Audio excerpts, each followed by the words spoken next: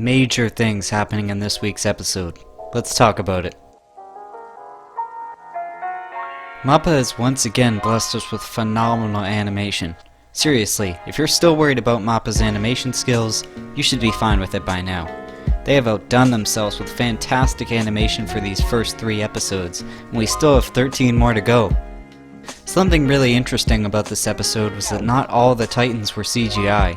Annie's female Titan was hand-drawn, and it looked fantastic. This is proof for the doubters that Mappa can in fact do amazing hand-drawn Titan work. They just don't have the time for it, unfortunately. Reiner's brawl with Annie was much more gruesome in the anime than in the manga. He really looked like a zombie there. Once again for this episode, they reused Wit Studio animation for flashback scenes. Like I mentioned in my last review, link in the description, I thought that they would have to reanimate that. On another note, Mappa did a really great job with this hobo over here. For this one, a lot was cut from the source material. A lot of dialogue is missing and overall scenes have been wiped away from the anime adaptation. This happened with the last episode too. When these things are cut out in order to speed everything up, it kinda feels rushed. The pacing feels super fast on these recent episodes. It almost feels like they're desperately trying to push through this current stuff to get to the festival in Liberio.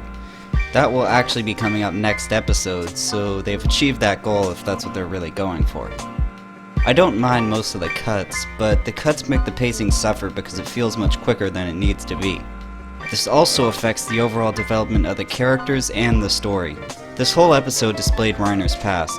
It was extremely sad, and when I first read it in the manga, it made me feel super bad for him.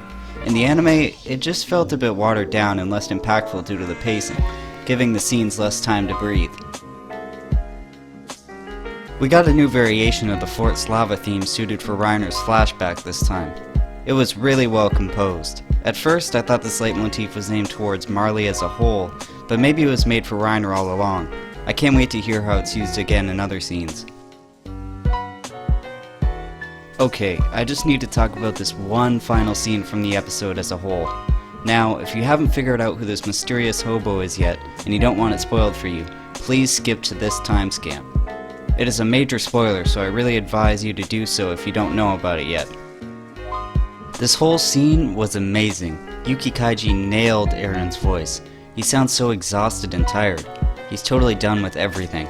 It was perfect, and I loved it. It's exactly how I imagined his voice after the time skip.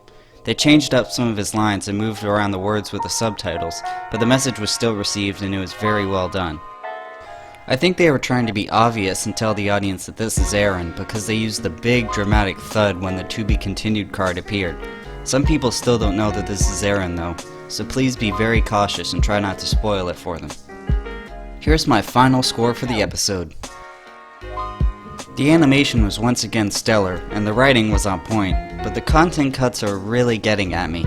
As a manga reader, seeing how the story is shaved down due to the time limits and limitations in general just makes the story feel watered down in the anime compared to the source material. What did you think of the episode? Comment down below. I'll see you guys later.